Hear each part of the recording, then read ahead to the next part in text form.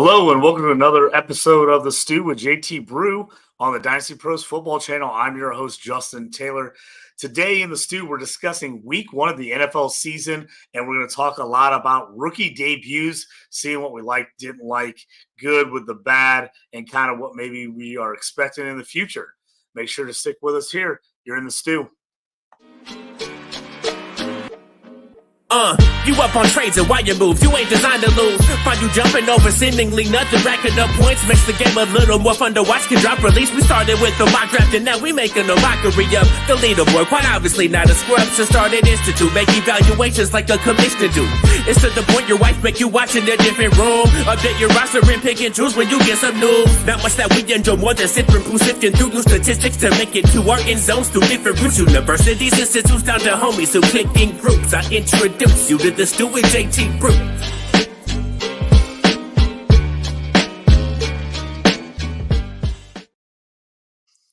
Hello and welcome to The Stew with JT Brew. I'm your host, Justin Taylor. Joining me today, Sam Waldorf, my guy from Dynasty Pros Football Channel, is we're going to talk a little bit about week one, kind of what we liked, didn't like, and then we're really going to kind of dive more into the rookie debuts from this 2023 class that people were really excited about. Got to see some good, some bad, some ugly in week one, but we're going to kind of go over that. Sam, thanks for joining me. What'd you think? Week one finally in the books. We've been waiting all summer talking about all these games, all these players, and we finally got to see some football action. I was pretty pumped. Yeah, I mean, we wait so long for this that once we finally get to sit down all Sunday and watch it, it kind of feels surreal.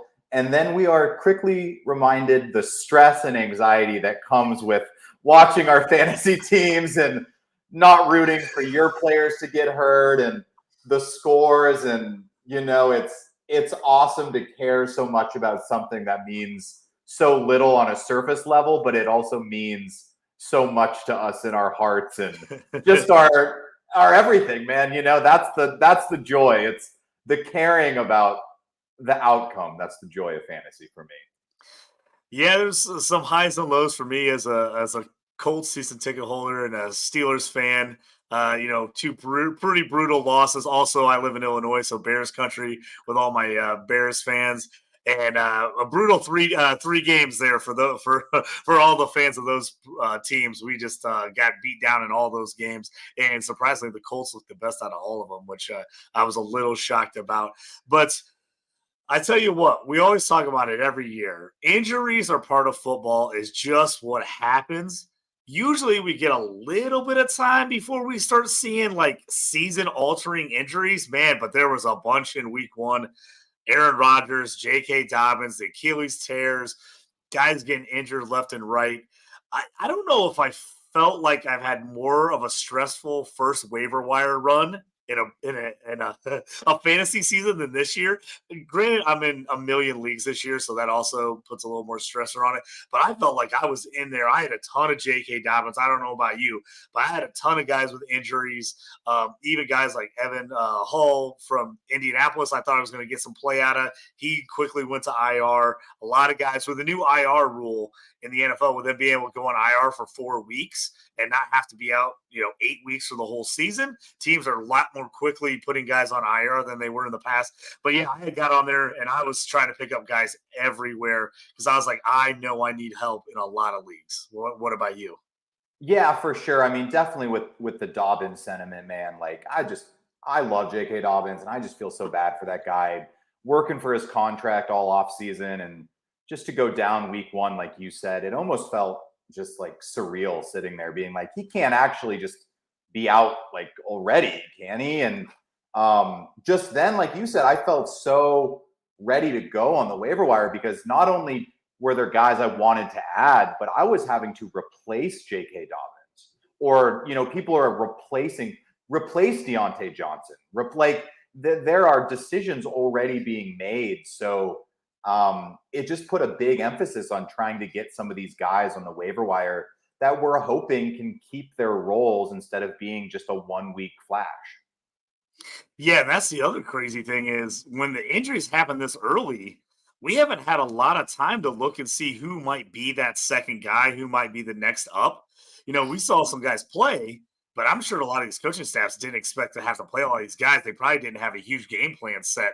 And then all of a sudden we're seeing, Gus Edwards. We're seeing Justice Hill for the first time in a while. And so now we're going to week 2, like which is the guy you pick up? And right now it's just a guessing game, I think, in with a lot of these situations, and you're hoping you pick the right guy. But that is fantasy football with the waiver wire. So pretty interesting. Before we get into these rookie debuts and kind of like anything kind of stand out to you, either individual performances, teams that you saw look better or worse than you thought, kind of give me a little bit of your quick week 1 breakdown. Yeah, for sure. I mean, I think something we saw with a lot of teams, whether it was the Eagles, the Bills, Minnesota, is that let's not be too quick to just dismiss some of these offenses. I think with quarterbacks and teams, especially not playing as much in the preseason recently, I think it's expected for there to be a little rust.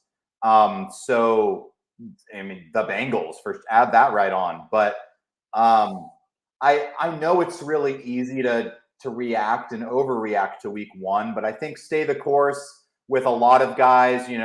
Trust your studs, but also definitely be open to exploring some things we did see this weekend. And it's kind of creating that balance between the two.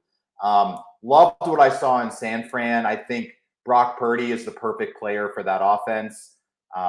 He may not ever put up those Josh Allen numbers, but he's more of a gunslinger, I think, than people give him credit for, meaning he's willing to take shots. And when you have good offensive weapons, you kind of want someone that's going to take some shots for your fantasy team. So I think that was really impressive to me. Loved what I saw in Miami. I just think year 2, McDaniel's coming over there, I just think it looked a lot more comfortable. And what I really liked was last year, it looked like he was really only featuring Waddle and Hill and then the running attack. And this year he was kind of working in some of those other weapons that aren't, I don't know if weapon is the right term for Braxton Berrios, but like, Durham Smythe, Craycraft, and Berrios all had over 5 targets. So I really liked to see that Tua shared the ball around a little more, which I think will be good for that offense in the long run. Yeah, I loved what I saw out of Miami. I traded for Tua everywhere in the offseason. There was just a ton of leagues I was in with guys who were out on him. They were nervous about him. They were nervous about the concussions. They just weren't a believer in him. And I was like, give me all the Tua. So I took a ton of Tua. So I was pumped to see him show out week 1. Hopefully he stays healthy and that offense keeps zinging. But they look good. Justin Herbert, the Chargers, game of the week. I mean, they look great too. So it was a weird week where we had some really good performances, some really good games. But man, there was some ugly football on Sunday. That Ravens-Texans game, oh, brutal to watch. Saints-Titans game, another brutal game, unless you just love defense. I mean, those games were tough. The Browns-Bengals game, I don't think anyone saw that one coming. But I think it's just a reminder. The NFL is the NFL for a reason. These guys are good. Even the bad teams can show up and win. And turnovers make a huge difference. It's said all the time by coaching staffs that turnovers win games. But man, you saw some of these teams when they had problems with turnovers, they just couldn't overcome them, even if they were by far the better team. So in classic, NFL fashion, we talked up all these teams we loved. We talked, down about all these teams we hated, and then you just see it all go sideways once week 1. I mean, big ones for me. I wasn't a big Giants believer, but the way the Cowboys hammered them was huge. I still can't believe that Jets win. That was one of the craziest games I've seen in a long time. The Rams, I was completely out on the Rams, and we'll talk a little bit about them with the rookies, but they put it to the Seahawks, and the Seahawks did not look good. Matt Stafford looked like the old Matt Stafford. It was pretty unbelievable. I did not see that one coming. The Patriots played completely opposite of what we thought they would play and still almost won against the Eagles. So that was a pretty interesting one. And the Broncos, everybody was hoping Sean Payton fixed it. I don't know when that's going to happen. I could not believe the Raiders won that game. So that was another one that kind of had me perplexed a little bit.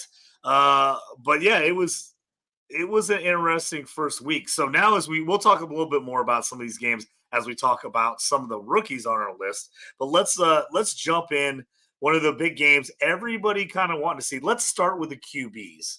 Let's go with the QBs. We're going to start with my guy Anthony Richardson for the Colts. I was at the game. I watched the game. I'm going to let Sam. I'm going to let you give your 2 cents kind of on him before I jump into my tirade about AR. Yeah, for sure. I mean, I think first analysis, I liked what I saw scheme wise from the Colts, which I think we all anticipated with the OC coming over from the Eagles to coach the Colts this year.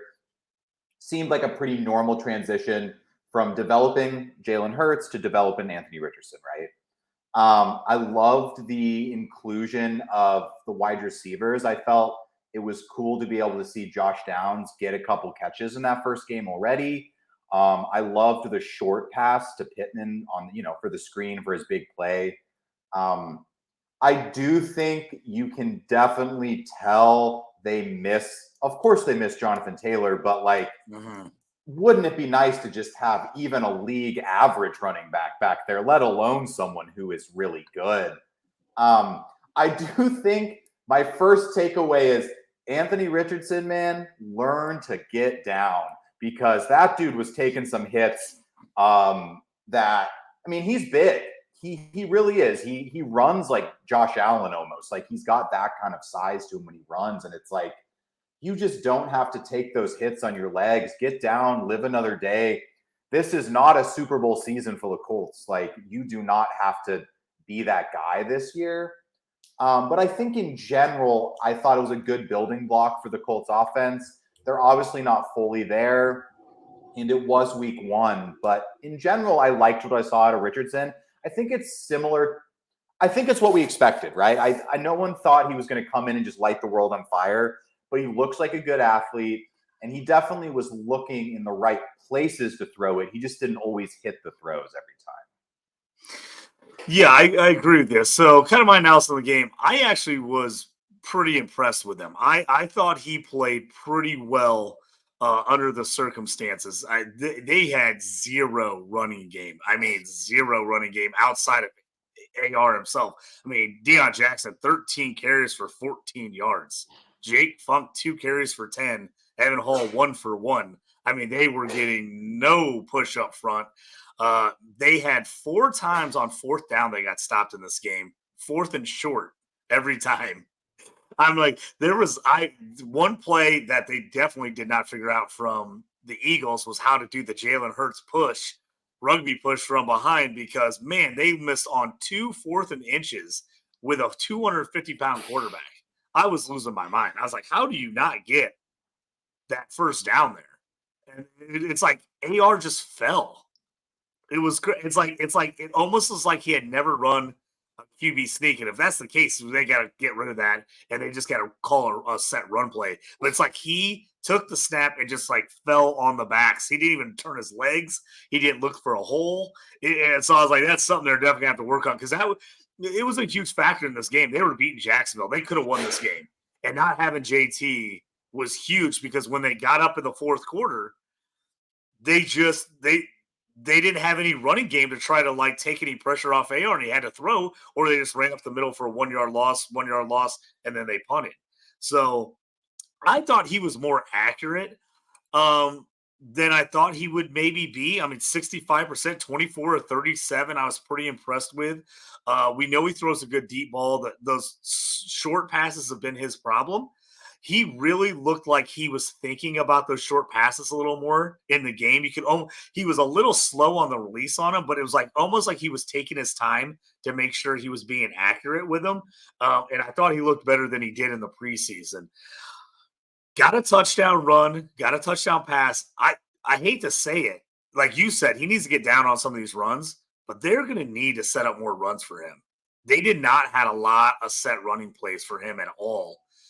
He should have had another rushing touchdown late in the game. They got stopped on 4th and 1 at the very end of the game on the goal line, where he kind of got banged on his knee, and they ended up taking him out because it was essentially over, and they ended up not scoring. But he could have had another touchdown, and his stats would have looked even better with 223 passing, a touchdown. Now the interception was terrible. It was a classic rookie mistake. He threw when there's two guys in the same zone, tried to throw to the underneath guy, and there was just a guy blanking at it. So it was a really bad throw. So I'll give anybody that saw that it was. But for the most part, all day he looked pretty well. Now the question they're going to have to answer is how do they get Alec Pierce involved? They did not throw the ball deep at all, which I just couldn't believe because that's what AR is best at. But the part of the problem, I think, they couldn't get any play action game going because the running game was so bad. So that hurt on some of the deep shots. And the Jags were playing 15 yards off Alec Pierce. I mean, they were playing deep over the top of them. They basically said, we're not going to let you beat us deep. And so they're going to have to figure out some way to get Alec Pierce on comeback routes. So the only catch he got was like a crossing route. I think it was like 5 yards, maybe on a crossing route. Yes, a 5-yarder. That's the only, they're going to have to run different stuff with him to get him open. But for me, overall, a lot of people were giving out grades saying, hey, what'd you think? I'm telling you, I think it was a B- for AR. And he was under pressure all day. I mean, he had 4 sacks against them. They were bringing the heat, the Jags were. But I was impressed that the Colts were in the game the whole game. It was a game they could have won, definitely could have won. So for me as a Colts fan and just like an AR in fantasy, I just think a huge upside for him. He looked a lot better than if you would have asked me, 4 months ago when he got drafted, if he starts week 1 against the Jags, how's he going to look? I would have never thought he would have looked this good. I really didn't. He has definitely come a long way in camp, and I think the fact that they kind of committed to him early, I think it's maybe helped his development. And I like what Strike's done, but they're going to have to open up the offense. They were very, very, very conservative with him, very conservative. But they're going to have to let him take some deep shots eventually going down the stretch. So that's my long-winded rant on Anthony Richardson. So you keep the faith. Obviously, you want him everywhere you can get him. You probably can't go get him for anything other than, just a treasure trove at this point in fantasy. Let's jump down our next 2 QBs. Let's talk about the other guy. So CJ Stroud and the Texans. So we talked about a little bit rough game at the Ravens. That's not where you want to open your career as a rookie QB. They lose it 25-9. And kind of what we thought, CJ Stroud was under duress most of the day. Yeah, I mean, I don't think it's an unrealistic expectation to think he's going to come in there at the Ravens and perform super well. But I'm not saying Stroud looked bad, but it wasn't a hot start, like you said. That's a tough situation. I don't think many people really would have succeeded in that situation.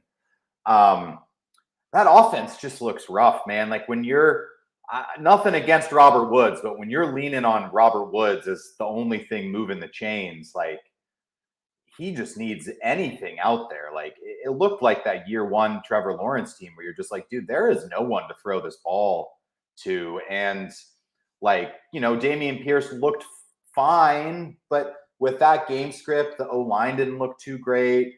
They didn't respect the pass game at all. So it just didn't really matter for them. They never got anything going. And I don't really think we got to learn too much about CJ Stroud from that game.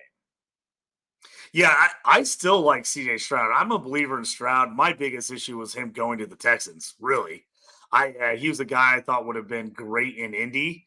I still think he's going to be a good NFL quarterback if he doesn't get ruined early in his career. I mean, he's 28 of 44, 63% passing, 242 yards. Did not throw the ball deep at all. They were throwing a lot of dump offs, a lot of short passes. But again, I think that's partly their O-line is just so bad. He got sacked 5 times for 76 yards. They couldn't run the ball, which is, again, when you want a rookie QB, you got to try to run the rock to save him having to throw a lot. And yeah, it's going to be interesting to see out of this wide receiver corps if anyone's ever able to step up. Any of the rookies, Xavier Hutchinson had 1 catch. Tank Dell had 3 for 34. Nico, a guy I've kind of busted. Nico Collins, 6 of 80 was their leading receiver. But yeah, it seemed like they just are going to struggle to move the ball this year. It really does. So I thought it was a decent performance by Stroud, but I'm really worried about him getting beat up with that offensive line, and I just don't think that team has enough playmakers to help him out. I feel like he's going to have to make every play, which you never want to see that out of your rookie QB. Yeah, I think the one benefit is that that division does have an easier schedule than other divisions. Stroud, he's going to play the Titans twice, who aren't going to be putting up 40 a game. He's going to play the Colts twice. We just talked about a year one quarterback. NFC South, those are going to be some close games. So at least he's going to have a chance to go in and win some games. So I think we're going to learn more about him as the year goes on, but someone's going to have to ascend to the top of that wide receiver depth chart for sure and prove themselves to be a weapon and a reliable weapon. I think we think it could be Nico Collins, but I mean, his stat line looks okay, but in watching the game, it didn't look that pretty. You weren't ever like, wow, Nico looks great, man. He caught some balls because they were down. That was really about it. Yeah, let's move on to the third rookie quarterback taken in the top 10 there. The number 1 overall pick, Bryce Young, getting his debut against everybody's favorite running back, Bijan Robinson, the other 1-1 or 1-2, depending on your league for fantasy. So everybody kind of had their eyes on this game, a division game, getting to see these two guys go against each other. First one, and Bryce Young. Now, the offense for the Panthers tried to open it up a little bit more than the Texans and the Colts did, but they didn't have a whole lot of success trying to open up. Again, not a ton of weapons there for Bryce Young. He struggled a bit, 12 of 38, 52%, 146 yards, by far the least out of any of the rookies. 1 touchdown, 2 interceptions, got sacked twice in the game. Ran the ball a little bit, had 3 carries for 17 yards, but also did have a fumble. I think this Panthers team is going to be a little bit rough. I really do. And again, I don't know if they have the weapons to really make Bryce Young go. I think Bryce Young is still a good player. I just don't think he's in a great spot right now. Well, yeah, I mean, I think the biggest advantage that Anthony Richardson has is that he actually has some playmakers on that team, and Pittman, Downs, and potentially Alec Pierce if he gets going. But same thing with Bryce Young. It's just, I mean, we have high hopes for Jonathan Mingo, but that was his first game too. And I do think Bryce Young, when he felt confident, he did hit some throws that made him look like, I think he looked like the best passer out of the 3 this week, but he made a couple big mistakes in those couple interceptions he threw to Jesse Bates. But I think for Young, I think I could attribute that more of a welcome to the NFL. And I think he might be able to correct those, and just thinking like, safeties aren't jumping routes like that in college. And he just got jumped by a really good player. And I think he might have learned that, hey, when I see that look, that guy is not open. And I think he may have learned that week 1. And let's see if he can correct that moving forward. Looks like he may have found a buddy in Hayden Hurst, though. So, I mean, if you're looking for a deep streamer, Hayden Hurst didn't look terrible and looked like a guy Bryce Young was going to feed the ball to at least. Yeah, I was kind of coming around to Hayden Hurst near the end of preseason, thinking maybe he would kind of be that guy. I was thinking Dalton Schultz might be that guy for the Texans, and Schultz didn't get much action in that game. So hopefully he gets up. But Hurst looked pretty good as far as leading the team. 5 catches, 41 yards, and a touchdown on 7 targets as he led the team in every one of those categories. The Falcons now. The Panthers weren't real impressed with the team. The Falcons were better. People were really frustrated in a lot of ways with this game just by Arthur Smith, the play calling and kind of what they did. But like he said, they just want the win. They don't care how ugly it is they do it. I think there's going to be a lot of ugly Falcons football games this year. Bijan, the debut everybody wanted to see, scored right off the bat on a touchdown reception on a really nice juke move where he basically stopped on a dime and a guy ran by him and then he turned on the burners into the end zone. Was real nice, but we did not see the volume I think we thought we might see for him. He had 10 carries for 56 yards, had a 21-yard carry, real nice. Not a lot of yardage in the passing game, but had 6 catches for 27 yards. So you got to like that. Getting involved there. 6 catches, 27 yards, and that touchdown. The thing that really surprised people, I know we talked about it off season, that Tyler Algier wasn't just going to disappear all at once. But man, 15 carries, 75 yards, 2 touchdowns, 3 catches, 19 yards. It looks like they're going to play both these guys a lot. I would expect that to kind of swing to Bijan as the season goes on. I know Chris Joel Smith loved it. We had a bet on touches that he thought Algier would out-touch Robinson week 1. I took the bet. I lost the bet. It was close, but it was 18-16 in touches. But I think they're going to use both guys. But I was a little surprised at how much Algier got the ball and how little Bijan only got 10 carries. Yeah, I mean, I think, like we said, it should slowly shift to Bijan. That's what we're all hoping. But I think the biggest worry is that Algier looks good, right? Like, it's not like he looked better than I thought. I just was not expecting it at all. I couldn't believe it. I was like, man, they're playing him. And then I'm looking at the highlights. I'm like, he actually looks pretty good. Yeah. I mean, if it'd be one thing if they were feeding him the ball and he wasn't hitting the holes and he wasn't accomplishing what that offense wants, but he was. I mean, he was moving the chains. He was having good runs. He broke a couple. Bijan looks like an absolute freak with the ball in his hands, just like we all thought. And catches are more valuable than carries. So as long as he's involved in the passing game, I don't think it's anything to be concerned about.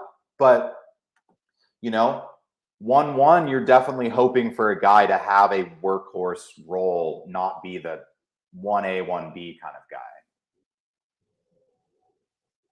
Yeah, exactly. I'm not scared for Bijan. I think he's going to be great. I mean, obviously, the Falcons are going to run the ball, so I'm not worried about there. And then they did not want to go downfield with Ritter at all. So I could see a ton of dump-offs in Bijan's future. A guy that played the Thursday night game, we didn't talk about it yet, was the Lions versus the Chiefs. Lions getting the big win, 21-20. Jahmyr Gibbs, the rookie out of Alabama. Everybody was kind of, was a little surprised when they jumped up and took him so early. He showed he's got some bursts. He's got some moves. But David Montgomery isn't dead. 21 carries, 74 yards, and touchdown for Montgomery. So anyone who thought Gibbs was going to go there and just completely take that rollover, they're going to have to wait. He got some touches. He did get some touches, and he looked good on those touches. 7 carries for 42 yards. He also had 2 catches for 18 yards. Kind of what do you think about Gibbs in his debut? Yeah, I mean, I thought Gibbs looked really explosive for sure. The worry is going to be what that split is. And I don't know if as long as Montgomery's there, if Gibbs is ever going to fully really take over and be more than a 50% split kind of guy. Like, obviously, even the Lions know he looks more explosive, but it's not all about explosiveness, like per touch or whatever you want to call it. I think they just don't want to overuse the guy and get him hurt right away. I mean, Dan Campbell, came from the Saints where they had Kamara and Ingram, and both of those guys were used year after year when Sean Payton was there. And, it works well, and it's all well and good, and Kamara can be an absolute stud if you have a top 5 offense, right? So if Detroit can have a top 5 offense, I don't think we have concerns about Gibbs' production. But if they're not an elite offense, it could be a little, up and down for Gibbs throughout this first season. But no doubt he looked the part and he belonged on the field. Yeah, a couple other highly drafted running backs in fantasy that people were hoping to get a good look on and didn't. Devin Achane, just nothing for the Dolphins. So they were pretty much, he's still obviously working his way in the system there. Charbonnet for the Seahawks, 3 carries, 11 yards, 12 carries for Kenneth Walker. So everybody thought he was taking over that role right away. Now, he's not a guy I'm going to abandon, this early. I had a couple people send me questions like, hey, should I drop Charbonnet? I'm like, ooh, I wouldn't be dropping him this quick. Got to give some of these rookies and guys chances to make something happen. But he didn't get a lot of looks in that game, partly for that reason was the Rams were kind of beating him down most of the game. A guy I did see that, I just love and I've been talking about, forever and ever is Sean Tucker.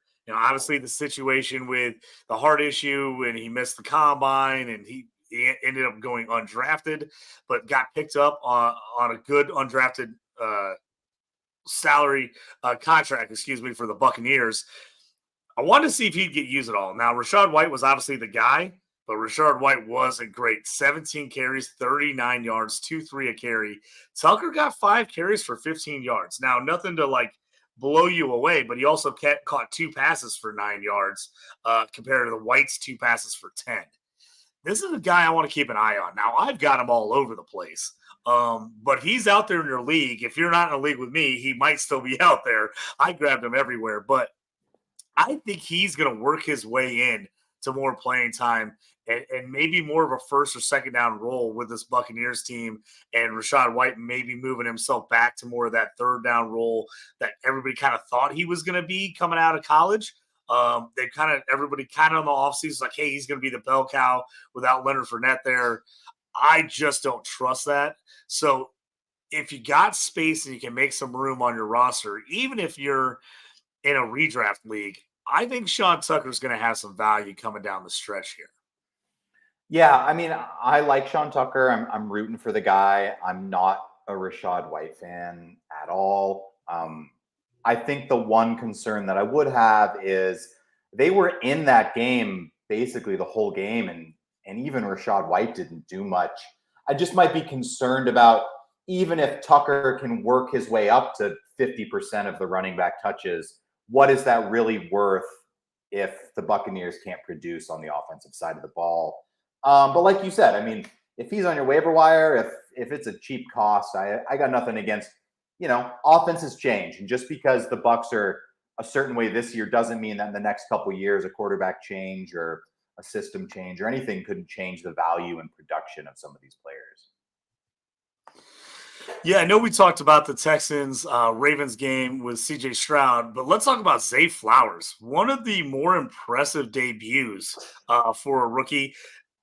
The offense did not look great. Obviously, they ran the ball a ton. Lamar did not look good game one. You hope he just got that bad one out of his system. Everything was just kind of dink and dunk.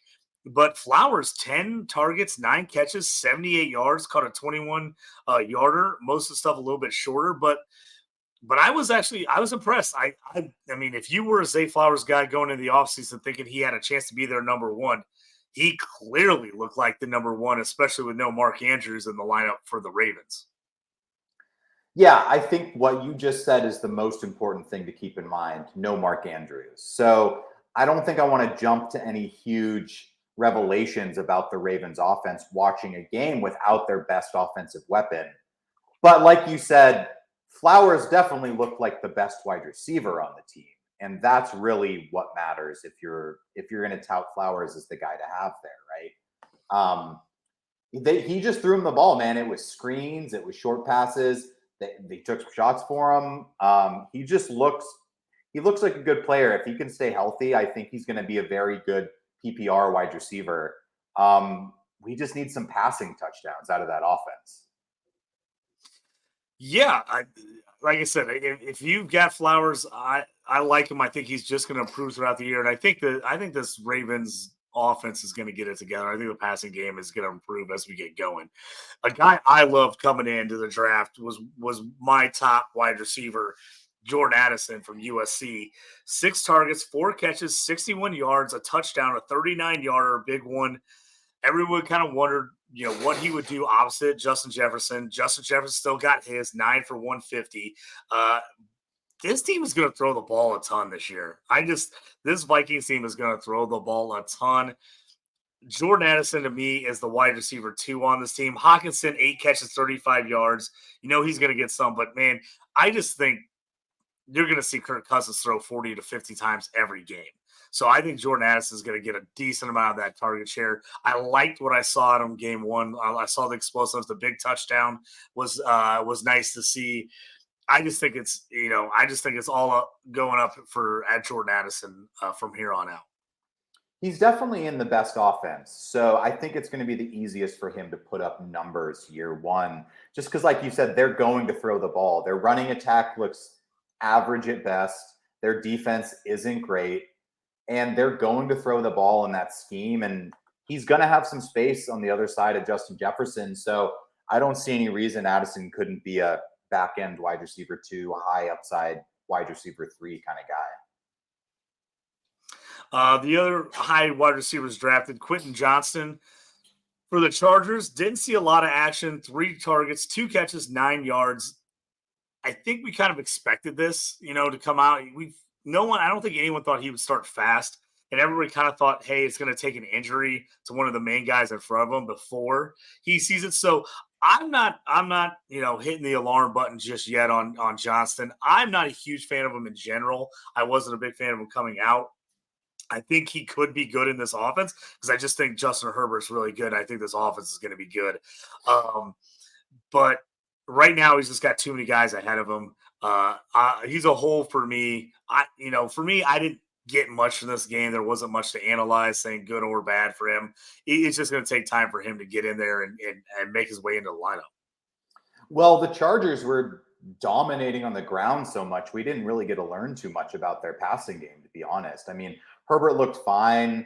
They definitely could have won that game. They didn't due to some basically dominance by Tyreek Hill and Tua. But like you said, I don't think we really learned much about Johnston. I think if you are a Johnston guy, I don't think you ever thought it was going to be immediate. I think it's going to be him learning. It's going to be his, prototype size speed that if he can pick up some of the nuances of route running and where to be at the right time, he could improve and become a really good weapon. There's going to be some Quentin Johnston games this year where he goes, 3 for 110. And I think he's going to get a couple deep balls. But I don't know if on a week-to-week basis, we're at the point where you almost even need to be rostering him. I mean, I'm not going to tell anyone to cut the guy, but redraft, of course. Dynasty, of course, you're holding, you spent a first-round pick on this guy. But, he came in for about half that game for Mike Williams, and you didn't notice, it didn't really seem like he was out there doing anything else than a normal receiver would do. Yeah, the Seahawks-Rams game, Jackson Smith and the Jigba, the other first-round wide receiver picks. Wrist surgery, was a little surprised he was back for this game. Originally, we got the wrist surgery. You figure he'd miss a couple weeks. Was able to come back, play in this game. He had 5 targets, 3 catches, 13 yards. Not a lot there, but man, the Seahawks pass offense did not look good. I was shocked by this. I just thought the Rams secondary is one of the worst in the league. They played better than I expected, but the Seahawks played a lot worse. Geno really struggled. 112 yards passing is all he put up. So again, I don't know if there's really anything to say on JSN here. It was just the Seahawks looked out of sync. The offense did not look good. And then once they got down to the Rams, it's kind of like the Rams just put them away. Yeah, I mean, I think a pattern we saw through a lot of the really bad games of week 1 is if your offensive line can't block that other team, it doesn't really matter who you have at quarterback. I mean, Joe Burrow looked terrible because he had Myles Garrett and that Browns defensive line in his face all game. And I just think it was the same thing for Geno. He was being attacked and he couldn't do anything. So it doesn't really matter how good your wide receivers are. If you don't have time and you have a guy in your face right away and you're concerned about protecting the ball and not going down for the sack, they just couldn't get it going. So I'm sure they're just going to try to hit the reset button, but both their tackles were kind of banged up. I mean, they made a call to Jason Peters, man. I don't know if it's going to get pretty in the next couple of weeks for the Seahawks. The big, highlight, the guy that shocked everybody was on the other side of the ball in this game. It wasn't JSN. It was Puka Nacua. Puka Nacua out of BYU. People, he had been getting some sleeper buzz around the league and in fantasy football circles. I don't think we saw this coming. 15 targets, 10 catches, 119 yards. Most targets, I think, ever for a rookie in a debut. I mean, he came out to play. No, excuse me. Why am I blanking? Cooper Cup. Sorry about that. I'm blanking on Cooper Cup. No Cooper Cup in this game. You wonder if it'd be a lot of Higbee and a lot of dump offs. Higbee, 3 catches for 49 yards. I played him everywhere thinking he'd get a lot. But Nakua, the huge game, and then Tutu Atwell. Wow, I didn't see that coming out of him. 6 catches, 119 yards for him. A big 44-yarder is Matt Stafford went off for 334. No touchdowns for him as they ran a couple in, but a pretty solid performance for him. Puka is a pickup everywhere, I think. Obviously, Cup comes back, it's going to cut into his workload, but I think he's shown he can be out there and make plays. Yeah, I mean, he was definitely playing the Cooper Cup quote unquote role of that offense with Cooper Cup out. And he looked great. I mean, it kind of looked like they were scheming to get him open by running Atwell and Jefferson deeper and opening up the middle of the field for Puka to be there. And he made all the plays, man. I mean, if you had told someone who'd never watched a football game like who the best player on that field was, they would have pointed at Puka and been like, that's the best player on either of these teams. Not DK, not JSN, not Lockett. They would have thought it was Puka. So I think he looked great, man. I think it's an awesome story. And like you said, even when Cup comes back, if this Rams offense can actually be what we used to think about a Rams offense, a couple of years ago, there's definitely space for multiple weapons to succeed. His upside is obviously capped a lot more if Cup is there because Cup's going to maintain what he does and Cup's going to be featured heavily. But you wouldn't be disappointed in what you saw from Puka if you own him on your team. Absolutely. Let's jump in quick here to some of the tight ends. Everybody kind of talked up this tight end rookie class. We know history kind of says, hey, rookies, especially tight ends, you got to wait on them. Takes them 2, even 3 years to really kind of hit their stride before you really see what these guys can do. But some good performances and some bad performances here in the opening game. Sam Laporta, the Thursday night game, 5 catches, 39 yards on 5 targets. He looks solid to me. He feels like just watching them, he looks like he's going to be a part of that offense and they're going to kind of work him in. You're probably going to see some bigger games and some games where maybe he doesn't get as many targets, but it was a good sign of just somebody that picked Laporta expecting to play him this year. It definitely looks like he's part of that offense. Yeah, I think you would only be happy with what you saw from Laporta. He looked athletic and he was on the field enough. And that's the thing with tight ends, I think, early in the season is you may not see the jaw-dropping stats, but if they're on the field and part of the offense, I think the stats will come. It doesn't take much to be a tight end 1 in fantasy football, right? So don't expect Travis Kelce, Mark Andrews, but this guy could be a tight end 1 by the end of the season, no question. On the opposite side of him, Michael Mayer for the Raiders, a big nada, nothing for him. Didn't really use him week 1. The Raiders offense wasn't real explosive. Anyway, it was a pretty ugly game, but Jacoby Myers was about the only guy really doing much in that game. A little bit of shocker how much they used him along with Devontae Adams, but not much to talk about him. We knew he was a guy that was going to take a while. Again, he might end up being that guy that's a much better NFL player than he is fantasy player, but it's going to take a little bit to work him into the system. You saw that with the Raiders. They just had we're just not interested in using him this early in the season. On the other side, a guy who did get quite a bit of usage was Dalton Kincaid for the Bills. So Kincaid came out, you wonder kind of how they'd fit him in. They actually the Bills run a ton of 2 tight end sets in this game. So that is something you definitely, if you are a Kincaid fan, or an owner, you got to be happy about. He had 4 targets for 26 yards, nothing wild. But he 3 for 25 for Dawson Knox, excuse me. But both of those guys were out there for over 30 plus routes run. So it shows you they're planning on using Kincaid. Now, how explosively be and how many big games we have, that's yet to be seen. But if you got to be out there to make plays. At least he's going to be out there, right? Yeah, the 2 things with Kincaid. First, I loved the snap percentage, right? He was he played everyone. That was an island game. We were all watching. And not only was he in, but like you said, most of the times when he was in, they were playing 2 tight ends technically, but Kincaid was usually split out and Dawson Knox was playing inline. So that's a good thing to see if you're looking for receiving numbers from Kincaid, that he's not being asked to do those tight end duties like Knox may be. The one thing that I didn't like that I saw was the depth of target, but that could have just been game flow, man. That Jets defense is really good. Yeah, And real good. if that Buffalo offense puts up more points like we're used to them seeing, I have a hard time imagining that Kincaid isn't going to be a part of those catches, couple bigger plays, some touchdowns. I'm not scared of Gabe Davis as a number 2 weapon. So that's what you want from Kincaid. Can he be the number 2 in that offense passing attack? Yeah, I agree with you 100%. I think he's got a shot. Yeah, I'm the same with you. I'm kind of out on Gabe Davis. I think as the season progresses, you're just going to see them look more and more towards Kincaid. When he did have the ball in his hands, he looked good. He looked athletic.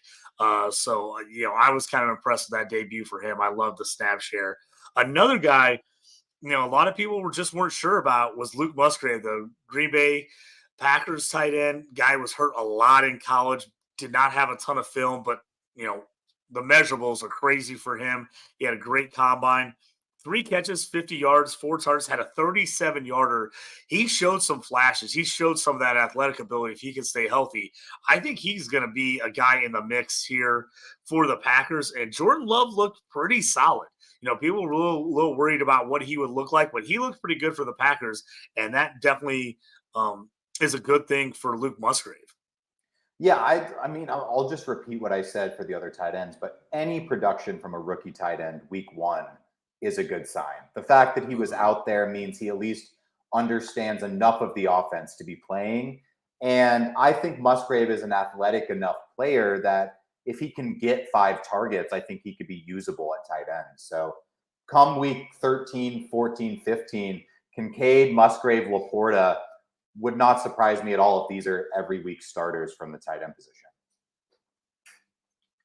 Yeah, give me now we kind of went through the rookies, kind of talked about those guys. Anybody else on your list? Anybody you looking at, stashing? Anybody we kind of missed and didn't talk about that you can think of off the top of your head?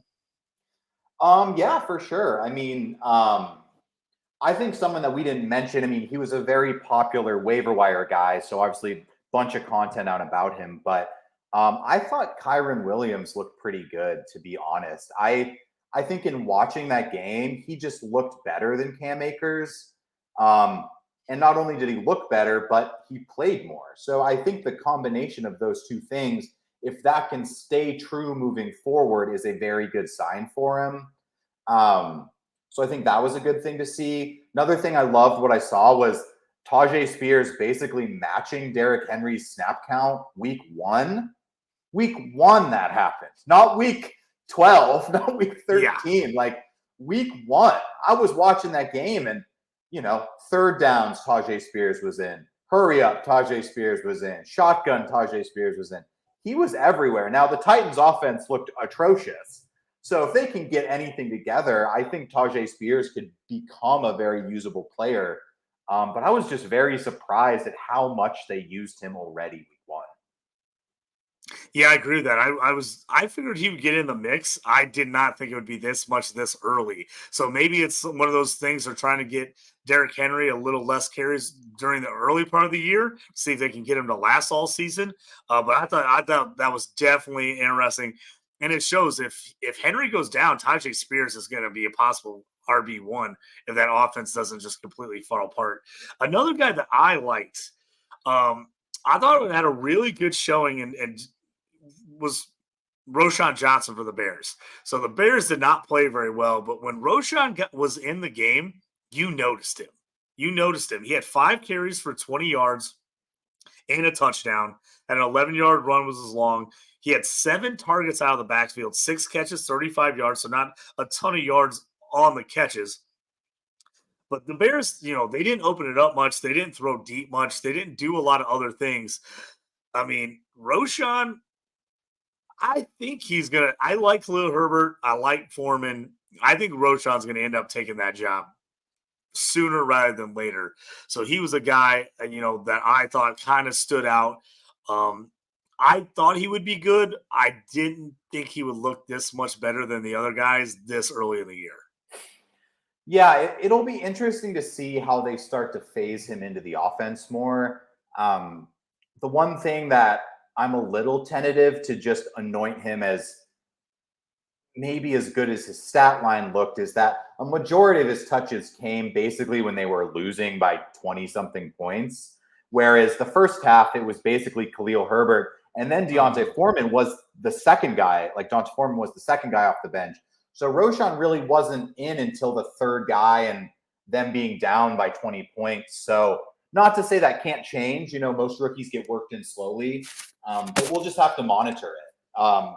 But that Bears offense did not look great, and their defense did not look great. So we'll see if they can turn any of that around in Chicago. But I wouldn't love what I saw from any of those weapons, really. But I agree. Roshan made some plays when he got on the field.